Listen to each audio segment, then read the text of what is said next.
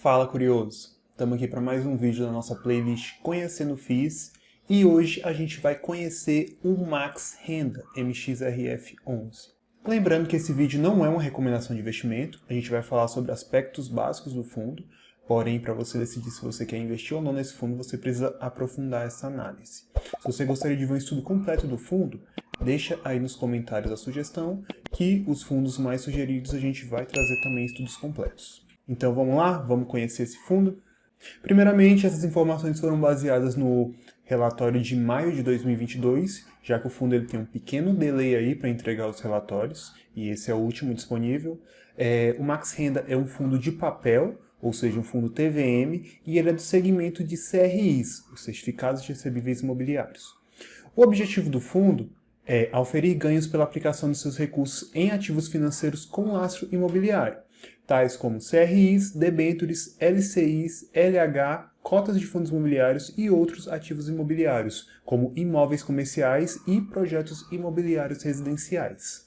O Max Renda ele é um fundo grande, ele tem mais de 2 bilhões de patrimônio e ele tem a maior base de cotista entre os fundos imobiliários da Bolsa. O fundo tem mais de 557 mil investidores e isso representa aí quase 1/3 de todos os investidores de fundos imobiliários. O fundo também participa do IFIX, ele tem uma participação ali de 2% ali no índice e no caso ela é a 10ª maior participação entre as 106 participações que a gente tem atualmente no IFIX. E o fundo fez o seu IPO em 22 de setembro de 2011, a um valor de R$10 ajustado. Ajustado porque, na verdade, ele fez o IPO ali na faixa dos R$100 e ele não era Max Renda, ele era outro fundo que aí acabou se tornando no percurso aí o Max Renda. Vamos falar agora da estrutura administrativa do fundo. O fundo é administrado ali pela BTG Pactual e a sua gestora é a XP Asset. A XP Asset é uma gestora gigante e ela possui aí um portfólio completo de produtos para investidores tanto institucionais como pessoas físicas.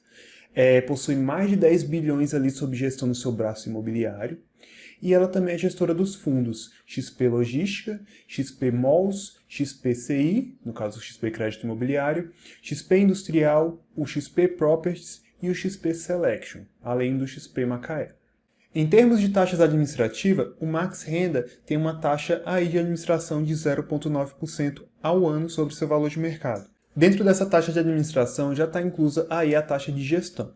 O fundo não possui taxa de performance. Agora vamos falar um pouquinho do portfólio desse fundo.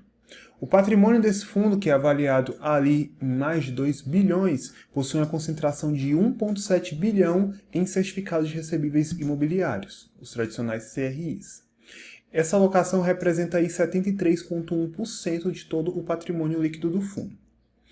O fundo também possui aí posições em outros fundos imobiliários, com cerca aí de 14,3% aí do seu patrimônio líquido, ou seja, 327 milhões de reais alocado nesse tipo de ativo. Além disso, o fundo possui ali 10,8%, cerca de 247 milhões alocado ali em outros. E esses outros aí são as permutas imobiliárias. O fundo possui alocação aí em projetos de permutas imobiliárias, no qual ele tenta ter até 20% do seu patrimônio alocado nisso. E essa é a posição um pouquinho mais arriscada aí do seu portfólio. Além disso, o fundo possui 41 milhões e meio em caixa, o que representa 1,8% aí do seu patrimônio líquido, e o fundo possui aí um passivo aí de 24,4 milhões de reais, ou seja, 1,1, o que quer dizer que o fundo não possui uma alavancagem. Adentrando aqui um pouco mais no portfólio do fundo, vamos falar um pouquinho sobre os indexadores.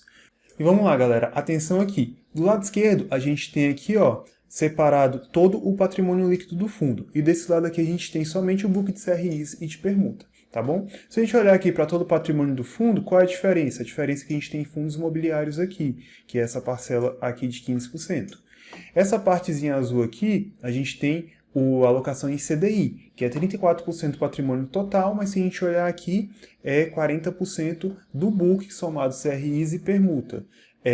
O spread desse CDI é de 2,5%, o que coloca o fundo aí como um fundo high grade. E a gente tem aqui IPCA mais 7,58%, que põe o fundo aqui também como high grade, aqui quase um middle risk. tá bom? O IPCA representa 59% do book de CRIs e permutas, ou se a gente levar em consideração o patrimônio total do fundo, seria 50%, tá bom? A gente tem aqui menos de 1% em GPM, em pré-fixado e em percentual do CDI. Esse percentual do CDI aqui é o caixa do fundo. Agora, falando dos rendimentos do fundo, a gente pode ver aqui que o fundo entregou um total desde seu IPO de 9,97%. Esse valor aqui já ajustado, tá bom? A gente pode ver aqui o histórico de distribuições e a gente vai ver aqui que tem uma amortizaçãozinha aqui no meio, que dá uma bagunçada aí na contabilidade do fundo. A média desde seu IPO é de 8 centavos por mês. E o yield sobre o IPO, já que a gente utiliza o yield sobre o IPO porque, como esse vídeo vai ficar no ar um tempinho, então o preço de cota atual pode variar. Então, para a gente ter um parâmetro um pouquinho mais certo, a gente pegou ali o valor do IPO para fazer essa conta do yield. Então, o yield sobre o IPO durante todo esse tempo é de 9,2% ao ano. Okay? Nos últimos 12 meses, o fundo entregou aí cerca de R$ 1,09, o que dá uma média aí de 9 centavos por cota aí no mês. Nos últimos 12 meses, os fundos de papel têm entregado um pouco mais, o que justifica a média dos 12 meses ser superior à média dos rendimentos totais. E se a gente transformar isso em yield sobre o valor do IPO, vai dar aí um retorno de 10,9% ao ano. Tá? Só para ter como base aqui, o valor que a gente considera do IPO é o valor de R$10. E aí você pode fazer essa conta utilizando o valor que o fundo está sendo precificado agora no mercado. Tá bom? Aqui a gente olha o gráfico, aqui a gente tem a média de distribuição e a média de yield. Galera, mas ainda não acabou o vídeo. Não sai daí ainda que a gente vai falar sobre a rentabilidade do fundo.